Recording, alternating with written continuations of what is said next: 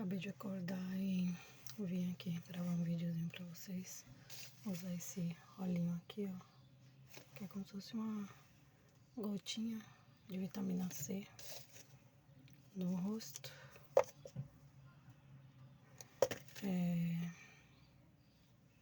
Como viajar me curou de uma depressão profunda. Sim, porque eu tinha entrado alguns anos atrás, em 2013 exatamente, numa depressão tão profunda. E naquela época não era tão falado como é hoje, que tem internet, né? Naquela época tava, acho que começando o Instagram, mas não era o Instagram como é hoje. E naquele momento eu nem sabia o que estava acontecendo comigo. Eu lembro que eu trabalhava numa biblioteca e começou a vir. Eu tinha um filho de 14 anos, né, para cuidar, que precisava ali, né, da minha presença, mas eu tive que sair do trabalho porque eu não conseguia mais, não conseguia mais ir pro trabalho e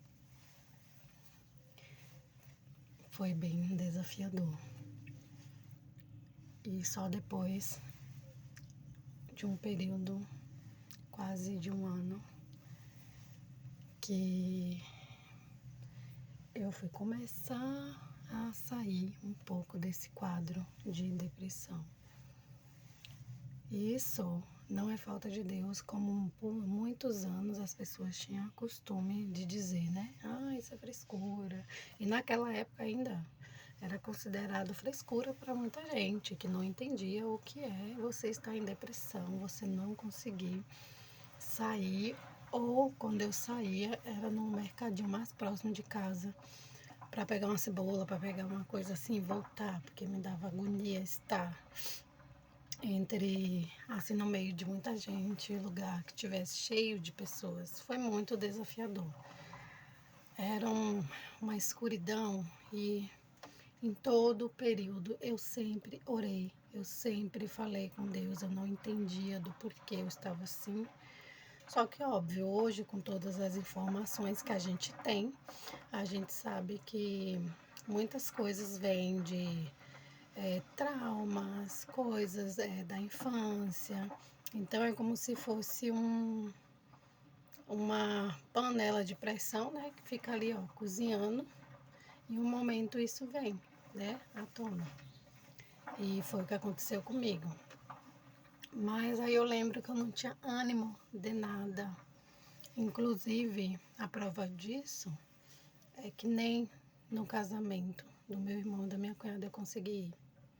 E isso me deixou muito mal, porque eu estava no estado que eu não conseguia naquela época. E eu lembro que a minha cunhada falou, né, que se eu não fosse ela iria ficar chateada e tudo. E aí eu não consegui explicar pra ela, tipo assim, você não tá entendendo, não é que eu não quero, eu não consegui, eu não consigo. E foi realmente muito desafiador.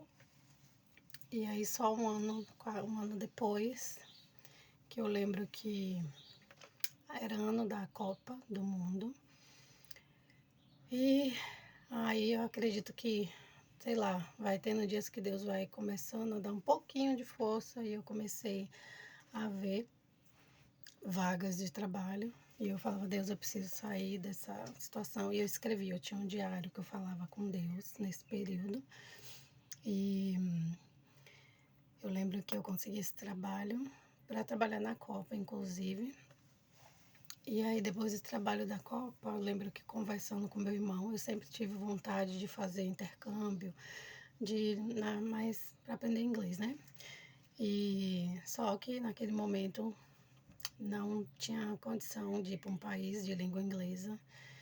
E aí eu tive que me contentar em ir para países vizinhos aí, né? E aí minha ideia no começo era a Argentina. Mas aí depois meu irmão tinha alguns amigos no Uruguai, que era uma família cristã e tal. E aí ele me convenceu a ir para lá. Primeiro porque eu estava, né, ainda nessa minha condição e eu estaria mais segura, estaria, né, com pessoas que ele conhecia. E aí de última hora, na última semana, eu mudei tudo e fui. Morrendo de medo, porque eu não sabia falar espanhol. Comecei a estudar espanhol uma semana antes, vendo alguns conteúdos e morrendo de medo. Fui cheia de medos do que me esperava, principalmente na fase que eu estava. Mas foi a melhor coisa que eu fiz da minha vida, foi ir para este lugar.